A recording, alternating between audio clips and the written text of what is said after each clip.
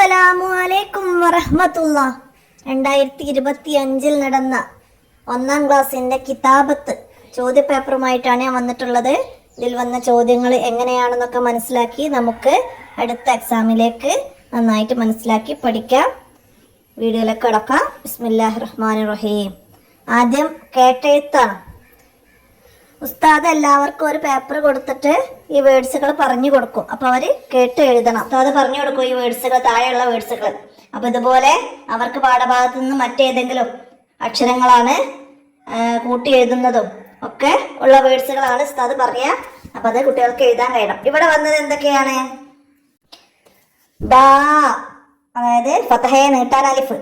അപ്പോൾ അതുപോലെ ഉസ്താദ് മാ, ജാ, അങ്ങനെ ഏതെങ്കിലും വേർഡ്സ് നീട്ടാനുള്ളത് വന്നാൽ കുട്ടികളെ എഴുതാൻ കഴിയണം.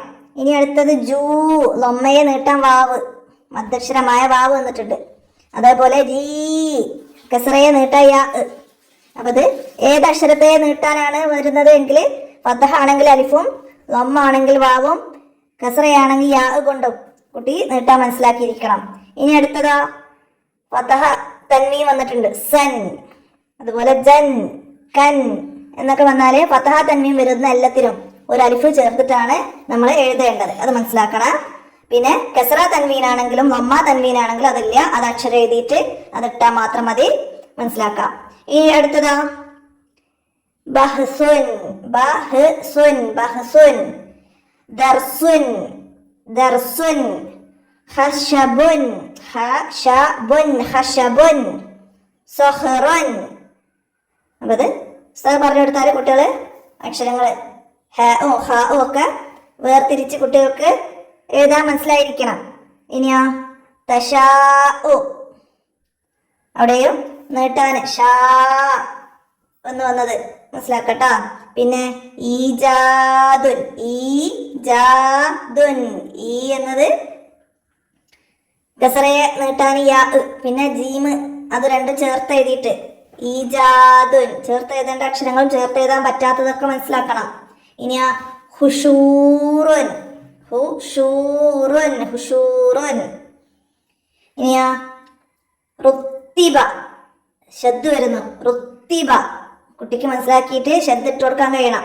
പിന്നെ തസുറു, തസുറു എവിടെയാണ് വന്നത്? റായിനാണ് ശബ്ദ് വരുന്നത്. ഇനി സജ്ജാജുൻ, സജ്ജാജുൻ, അവിടെ നീട്ടാനുണ്ട്, ശബ്ദമുണ്ട്.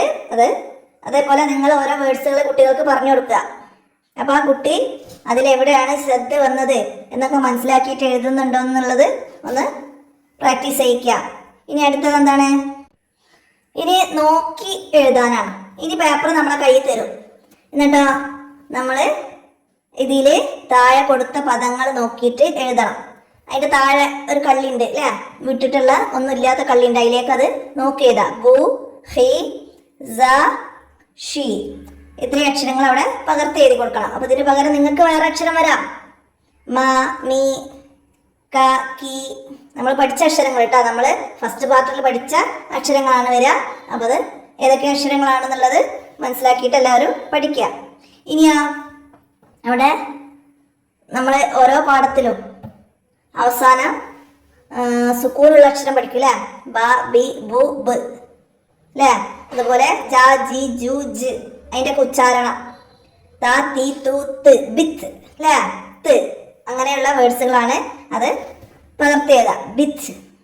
പിന്നെ ജുഷ്, ഹുദ്, ഹഷ്, സുർ, അത് താഴെ അവിടെയൊക്കെ അതേപോലെ ചേർത്തിട്ട് അക്ഷരങ്ങൾ ചേർത്ത് എഴുതുന്നത് ചേർത്ത് എഴുതിയിട്ടും അല്ലാത്തത് വേർതിരിച്ച് എഴുതിയിട്ടും നമുക്കവിടെ കംപ്ലീറ്റ് ആക്കണം. ഇനി അടുത്തത് എന്താണ്? ജാബിറുൻ, മദ്ദക്ഷരത്തോട് കൂടിയിട്ട് നീട്ടാൻ വന്നത് കുട്ടി പകർത്തി എഴുതാൻ മനസ്സിലാക്കി എഴുതിയിരിക്കണം. പിന്നെ ബസീറുൻ, ബസീറുൻ, ബസീറുൻ. പിന്നെ തസൂറു,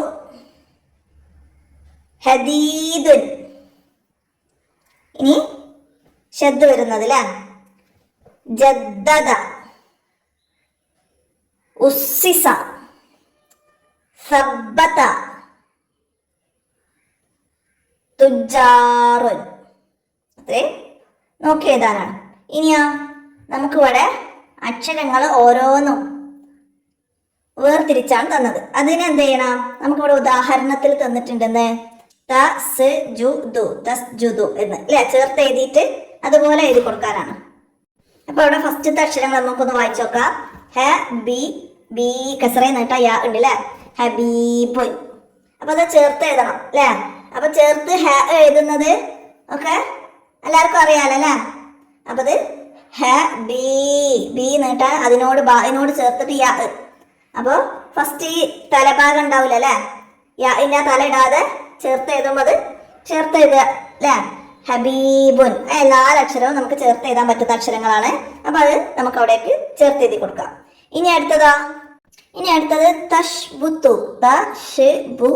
തഷ്ബുത്തു അല്ലെ. അത് നമുക്ക് എല്ലാ അക്ഷരവും ചേർത്ത് എഴുതാൻ പറ്റും.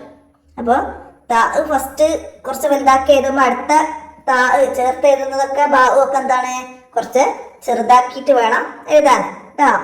ഇനി അടുത്തത് എന്താണ്?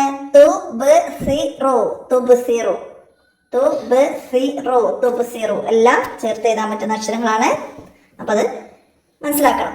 നമുക്ക് ദാല് വാവ് റാ അതൊക്കെ ഇടയിൽ വരുമ്പോ ആണ് ചേർത്ത് എഴുതാൻ പറ്റൂല അല്ലേ. അപ്പൊ അത് മനസ്സിലാക്കണം. ഇനി ചേർത്ത് എഴുതി തന്നത് നമുക്ക് എന്ത് ചെയ്യും? ഇതേപോലെ വേർതിരിക്കാൻ തരും. അതായത് മുകളിൽ തന്ന തസ്ജുദു എന്നത് നമുക്ക് ചേർത്ത് തരും. എന്നിട്ട് അത് നമ്മൾ എന്ത് ചെയ്യണം?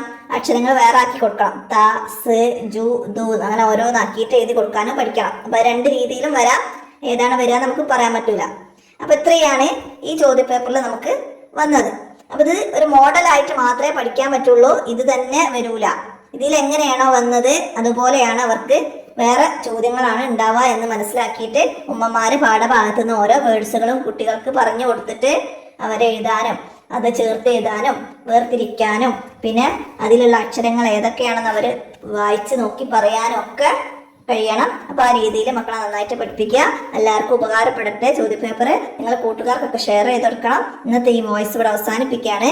അടുത്ത ചോദ്യപേപ്പറുമായി അടുത്ത വീഡിയോയിൽ കാണാം. അസ്സലാമു അലൈക്കും വറഹ്മത്തുള്ളാഹി.